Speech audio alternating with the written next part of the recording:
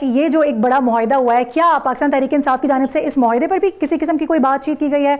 क्योंकि ये कहा जा रहा है कमर साहब की जानिब से कि इस मुआहिदे को लेकर भी काफ़ी ज़्यादा नेगेटिव बातें की जा रही हैं। सबसे पहले तो इसको क्लियर कीजिएगा, क्या ऐसा है? बिस्मिल्लाहिर्रहमानिर्रहीम, या का नाबुदो या का नस्तईन। देखिए, सबसे पहले हमारा एक ऑफिशियल स्टांस ये है कि ये एक बहुत जबरदस्त बात हुई है। ये जो मुआहिदा है ये बहुत जबरदस्त है। ठीक है। अब इसके अंदर एज एन इंडिविजुअल मैं कहता हूँ इन बात चीजों के ऊपर बैठ के डिस्कशन करें। मुआहिदा हम एग्री करते हैं कि ये बहुत अच्छी बात है। ठीक है। और इसमें बहुत फख्र की बात है कि हम लोग हरमैन शरीफान की हिफाजत के लिए चुने गए हैं। सही है।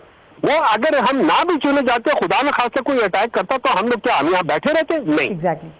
लेकिन फिर वहां पे लोकल पॉलिटिक्स भी हो जाती है, इंटरनेशनल पॉलिटिक्स हो जाती है। टर्की के अपने रिजर्वेशन हो सकती है, हो सकता है टर्की के रिजर्वेशन ना हो, मलेशिया की रिजर्वेशन हो सकती है, हो सकते ना हो। तो आपने पूरे हाँ, इसको आहिस्ता आहिस्ता आप इन सब लोगों के साथ करते जाए। मैं ये समझता हूँ it's a very good start.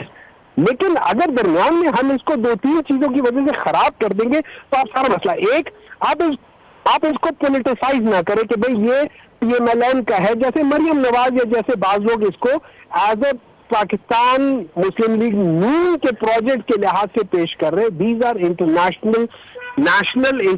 चीजें, उसको आप इंटीग्रेट करने के लिए बेहतर है इसको पार्लियामेंट को एंडोर्समेंट दिला दे। पार्लियामेंट में जितनी पार्टियां बैठी है सब इसको एंडोर्स करेगी, कोई उसके खिलाफ नहीं जाएगा।